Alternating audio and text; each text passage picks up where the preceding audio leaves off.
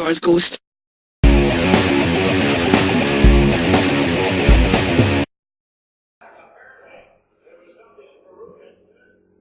What has Farouk done? Oh, Farouk, what your careless hands have wrought. I used to fucking... I'm stupid as shit, like... But, oh, here comes Mr. Perfect. But you know whenever Warzone first came out... Yeah. It's a Warzone. Or Attitude. It was Attitude. Whenever Attitude first came out, and because I was only watching wrestling once every couple of weeks... Yeah. I'd never seen Farouk. And so whenever I was playing as him, and this is when I was in Nation of Domination, yeah, I used to call him Farku. Because that's also a pretty cool sounding name. Yeah. Like, but who among us did not, when first they saw the Canadian Crippler, call him Chris Benoit? Who? The Canadian Crippler? I don't know who this guy is. Maybe I can look him up on the WWE. On the database? Hold on. I'll look up. Tap. No, nothing here. No. File not found. 404. Listen, I'm going to say this once. Don't mention that again. You fucking yogi. There are ears everywhere. There was no Canadian Crippler. Out of the shadows, just Zippy appears. I have taken their ears, and I have attached them around this room. They shall speak no more, and hear no more. Well, there's Goldusteen. Come on, Goldust. Got any hash? Hash dust, man, huh? Hash dust. She's on the way to the ring. He's like, hash, yolks. Someone in the background just, have you got any whites at all? Because I'm going to make a meringue. Only got yolks, man. You can make some hollandaise, and that's about it. Yeah. It'll be a strong hollandaise as well. That's the difference between hollandaise and mayonnaise, isn't it? Yolks, yeah. Yolks, yeah. That hollandaise is just yolks. Yolks and eggs. Yolks the whole way through. Fucking yolks here, yolks there, yolks everywhere. Coming up like a bastard, man. Drinking water out of every conceivable vessel. Just, what did you have? I had the hollandaise. I'm going to sleep for a fucking week. Oh, there he is, look. Oh, fuck, he's Intercontinental Champ. Jesus, look at Sable. Fucking hell, isn't she vapid? Yeah.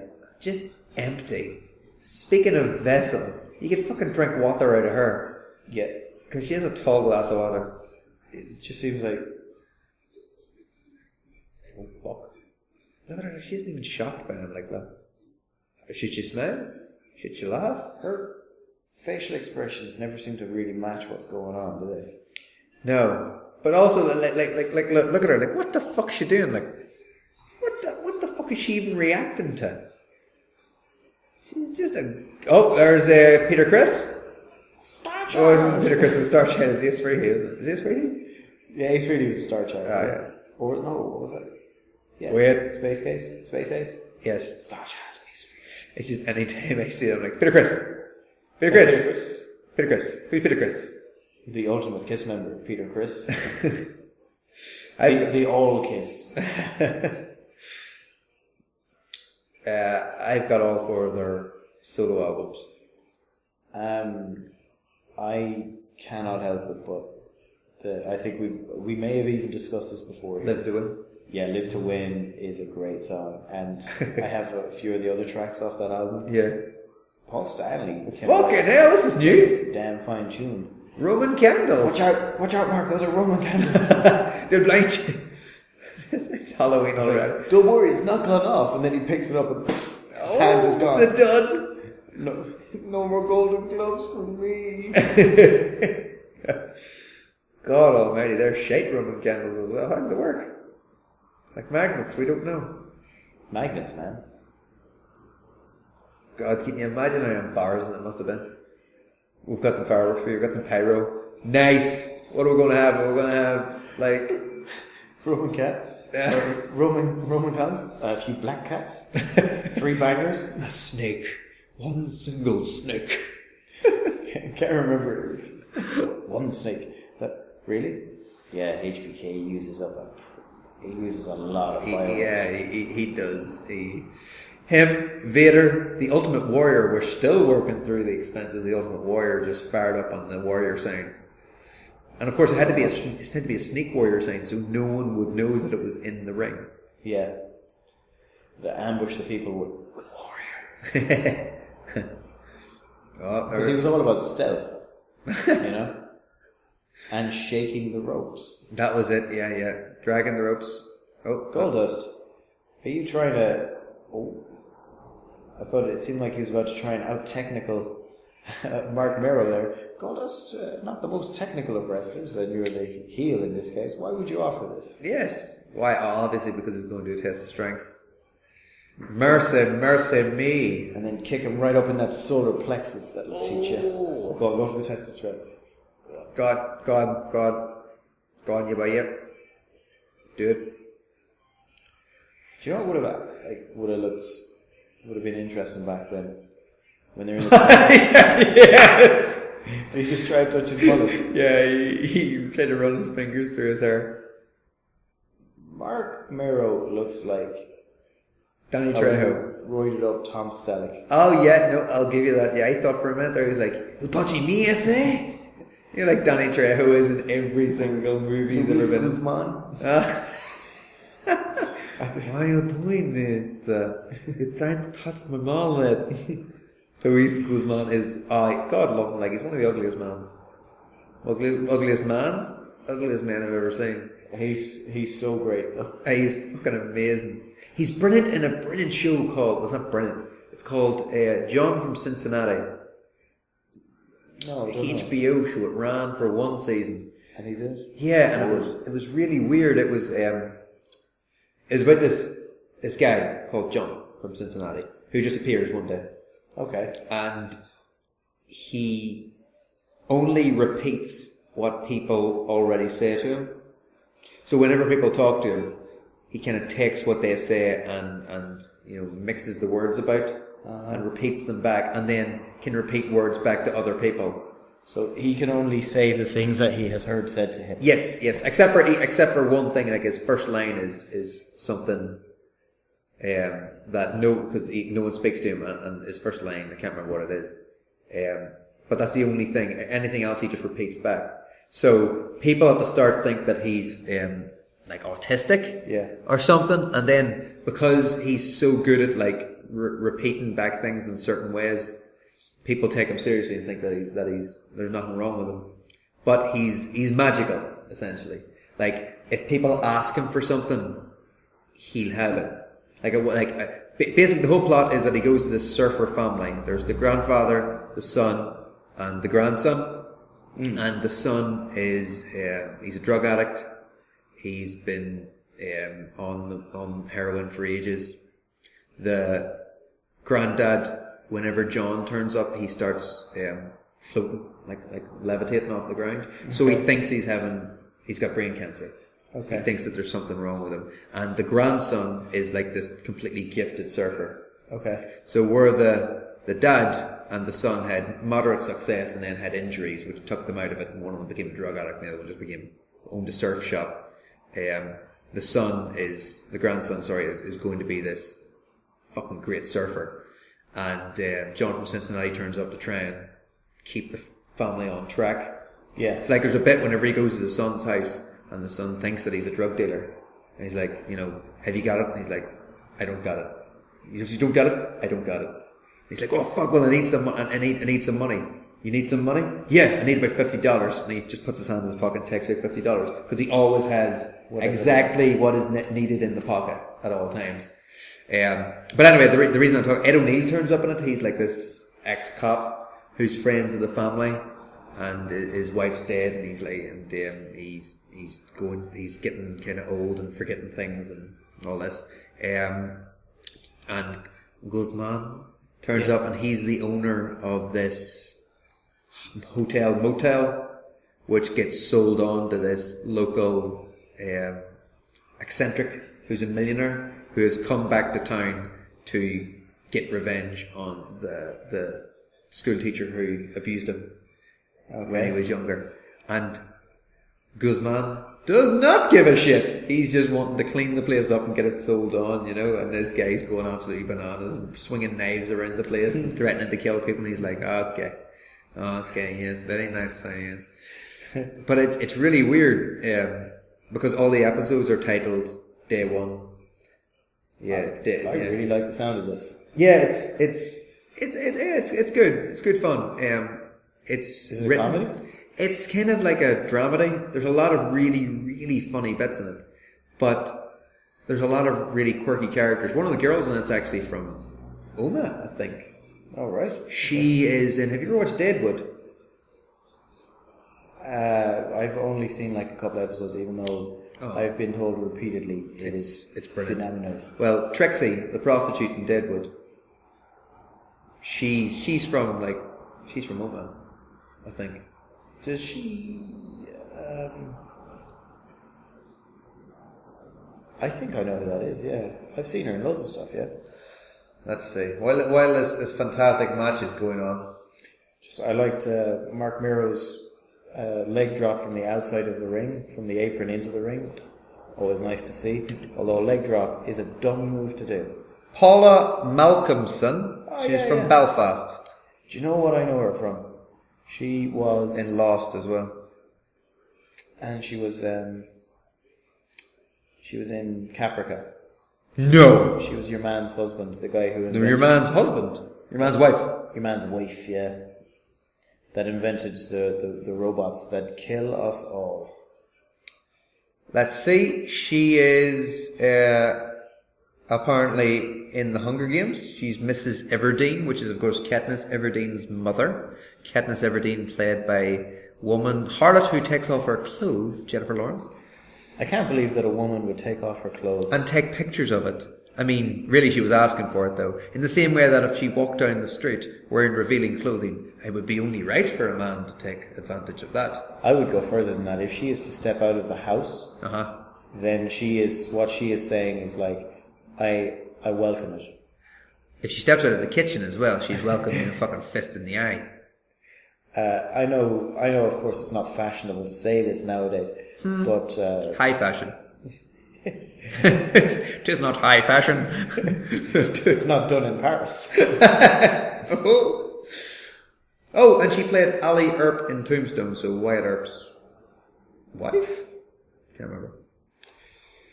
Caprica, yes. Yes, she was in Caprica, you're right. She was Amanda Greystone. That is it. Greystone. And she was in Sons of Anarchy, Maureen Ashby. I tell you, you know what? The way they say anarchy in that show drives me nuts. Anarchy. Oh, yeah. But that's because he's not American, he's English. Most of the main cast of Sons of Anarchy are not Canadian. Really? Because you've got Jax Teller's played by Charlie Hunnam. He's from England. He was fucking brilliant. He was in Queer as Folk, where he got fucked by Littlefinger. Littlefinger was also in Queer as Folk. That's right, Lord Baelish. Yeah, Lord Baelish appears in Queer. Oh, wait, fucking Goldusteen. Oh, look at the guys in the crowd doing that. I know. It's those guys who were shouting at Stone Cold earlier on. Jawing off to Stone Cold. Yeah. Oh, Goldust, this is an error in judgment. You shouldn't be shouting at the crowd, Goldusteen. Mouth off after you win the match. You twat. This is exactly the reason that you're not champion. Oh, you'd never be champion with that attitude, Goldusteen. Let's see. Stick to selling yolks. Pothead. Tommy Flanagan, who plays Chibs, he's Scottish. Okay. Trig, Kim Coates, who plays Boom. Trig, who played by Kim Coates. He's the guy with the kind of mustache. Look at the fucking guy in the background. Yes, that was awesome. He's the guy who has the kind of sexual deviancy. Curtain call. I love curtain calls also. Everything he does is just so creepy. Like, oh no! Is this Marc Mero's finisher? What, the roll-up? Because he seems to win a lot of matches like that. What the fuck is his finisher? Shit. Don't know. The two guys are. I know, they're way too interactive. Isn't that a guy and a girl, isn't it? Oh, is it? Fuck, I don't know. It's not close enough. It's Oh, Jesus, look, they're properly stroking Goldusteen. No, take it, Goldusteen, take it. I hate the way he's not interacting. Really I hate the way he's not interacting with him, though. You think that he should do one in response. Yeah. Come on, buddy, get up. Come on, buddy. You can do it, buddy. There it is. Yeah, I'm trying to think who else. He's Canuck. Ugh. A betrayal. Now, I could be wrong about this, but I'm pretty sure that Ron Perlman is Mexican. Now, I'll look it up now while I'm here. Ron Perlman, from the Latin man of pearl. The guy, the cop in it, Unser, he's from Dundee. Really? Yeah. Your man Charlie Hunnam's accent is pretty shocking in quite places, I think. Yeah. Especially when he's shouting. No, partly he's from New York. Here's Triple H. Oh yes, good. Because of course they had a bit of a feud going. Bit of a feud at the start, do you mean, where he came out and Triple H here. Triple H. Treble. I thought that Mr. Perfect looked like Gangrel earlier on, do you mean? He does. He looks a lot like Gangrel. It's that shirt along with that hair. Yeah. Along with that alternative lifestyle. which of course, what that means, slightly gay.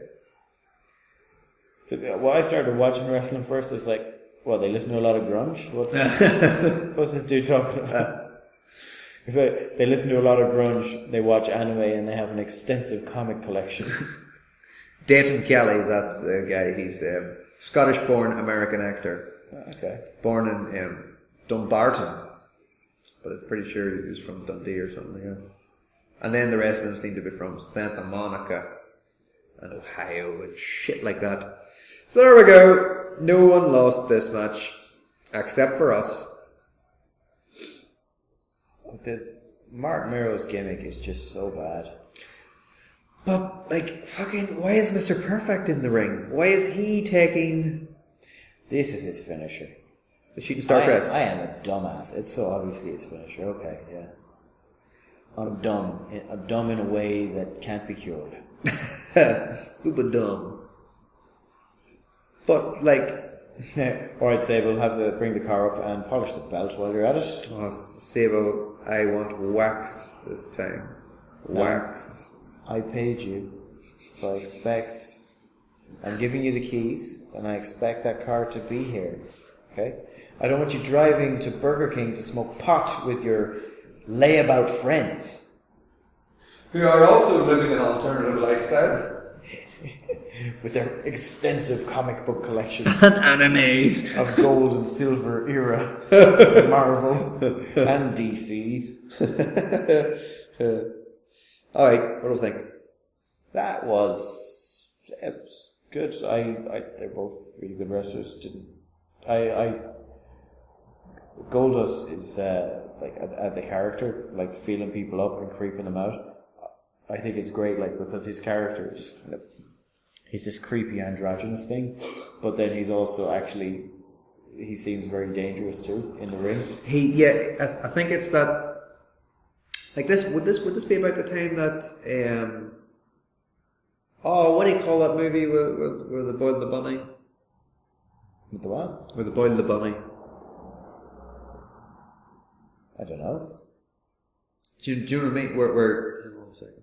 Michael Douglas is in it, I'm pretty sure. Falling Down. Fatal Attraction. Yeah, Michael Douglas, yeah. Fatal Attraction came out in 1987. Fuck, that's ages ago. Okay, I was way off. The reason is because the dangerous psycho trope really only became really big during the 80s and the 90s. Mm. Before that, psychopaths were normally, well, they were put in fucking sanitariums. So they never really walked about the street. I mean, there was Psycho, I suppose, that was in the 50s. But movies kind of had this, you know, well, also Silence of the Lambs. What am I fucking forgetting Silence of the Lambs? I dress up like a woman, thus I'm a serial killer. Yeah, Hollywood has really been pushing that link for an awful long time. Yeah, it really has. Yeah, and it's like, I think, have we talked about The Cell before? Yes. In The Cell, the guy, can't mind his name, can't mind the actor's name. He's seen like hanging from the ceiling by hooks. You know? Yeah. So they kind of link this, well, if someone kills people, there must be something wrong with them. And instead of choosing something really seriously wrong with them, they just assume that they're just into a bit of S&M. They listen to Marilyn Manson. I see an extensive ticket stub collection here. Marilyn Manson, Sum 41, Lollapalooza tickets. We've got our guy, yeah.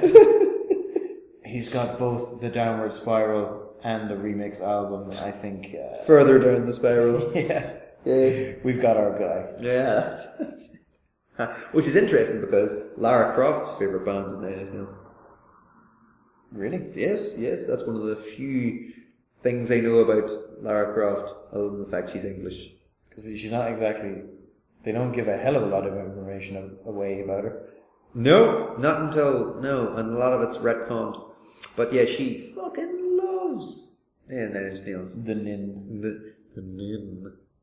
I hurt myself today. But yeah, that whole kind of, well, someone pursues an alternative lifestyle, thus they're a murderer. Therefore, serial killer. Yeah. Do you think that is more Vince's Republican leanings? I never got like that Goldust was... I never got that like Goldust was meant to be a killer. Well, no, well, it meant more dangerous. Yeah. Than the other wrestlers, more unpredictable. I like the way that he's not a complete coward, you know?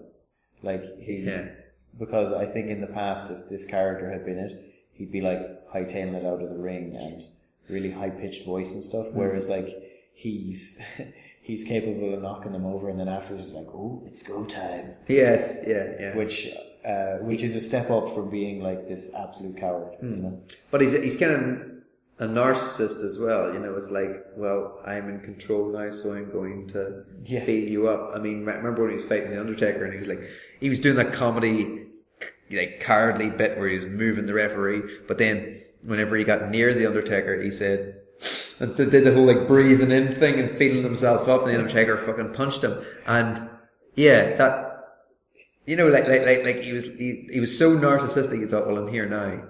Might as well touch myself. I might as well touch myself, and maybe I'll get away with it. You know, and I suppose he got away with it a wee bit. It's a strange strategy for a fight. That's it. Yeah. Thanks. I can imagine him working the pads.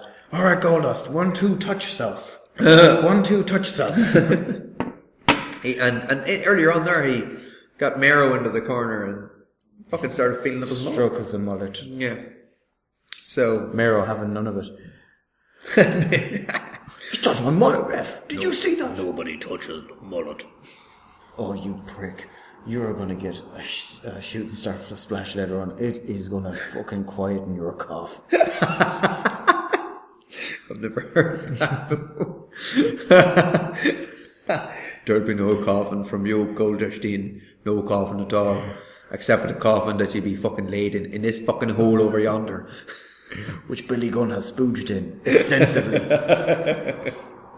If I see you in Bal again, Goldusteen, you're fucked. Do you hear me?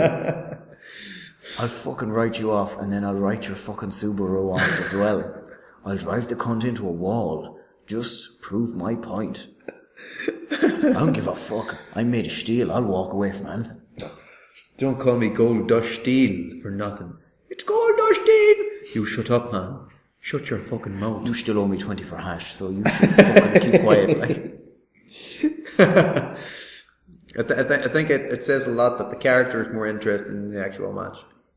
Yeah, even though they're both They both do some interesting stuff. It's just, it doesn't seem like it's going anywhere, does it? I don't know. Maybe it is. No. And the other thing is that, you know, the one thing they've got in common is the fact they both have valets. And what would have been good is if, like, you know, Sable would have been doing her whole "come on, Mark" business, like hitting the apron off time as well. Yes, that's you know, I think that's what bothers me. She can't keep time, so when she's hitting the apron, it's like deep, deep, deep, deep, deep. Count to 4, hit on the beat. 1, 2, 3, 4. Speed it up. 1, 2, 3, 4. 1, 2, 3, 4. Double time. 1, 2, 3, 4. 1, 2, 3, 4. Fucking dick. But yeah, like why didn't they have a bit where Marlena Terry would go over and, like, you know, slap her or something? Like, I know that we don't want to take away from the action in the ring, but if it adds to the action in the ring, if that happens, and then, you know, Marc Mero is distracted by it, and he goes over to the ropes to have a go at Terry or to check on Sable, and then Goldust hits him a whack around the head. Yeah. Or even it distracts the referee. I mean, that's good distraction. You know, what you don't want is you don't want someone standing on the apron and shouting like a lot of people do. And then the referee comes over and is like, "You're going to have to leave. You're going to have to leave. You're going to have to get off that apron. If you don't stop making a scene, I'm going to have to ask you to leave the apron." And while this is happening, the fucking brass knuckles are coming out and getting clattered over the face, you know. I mean, that's fine for comedy things, but not for this. This was the serious match. This was for the fucking Intercontinental Championship. Yeah. Why do you get on the mic as well, other than to shout at people? I suppose that's the narcissism. Yeah. Oh, Goldust, if you hadn't been so foolhardy, perhaps you would have that white leather Intercontinental which would go well with your out-of-costume gear, I suppose, which is probably denim, like leather. Everybody in the 1990s. Yeah, and if you're like Triple H and you had leather with a denim waistcoat over it, you know.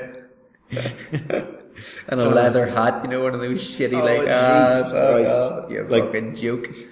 Looks like a Black Panther. Yeah, he's like a Black Panther. Oh yeah, I could see Triple H being really into left-wing politics. No, because he's a blue blood. So yeah, I can't see it in the promo. The workers should own the means of production. Is that right? And we're the workers. So this goes out to you, Vince McMahon. The proletariat are rising.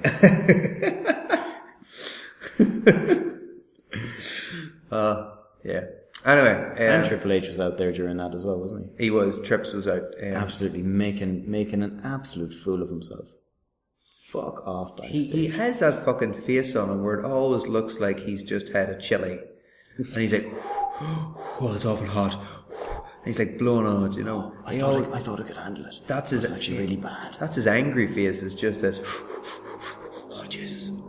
Yeah. So all in all, it was a good match, but I was more entertained by the characters than by the actual fucking wrestling. Yeah, fair enough. Yeah. So that's that. Next match coming up is Psycho Sid and Vader, and this match is for the #1 contendership for the WWF Championship. All to play for. They've got the whole world in their hands, and that's coming up next.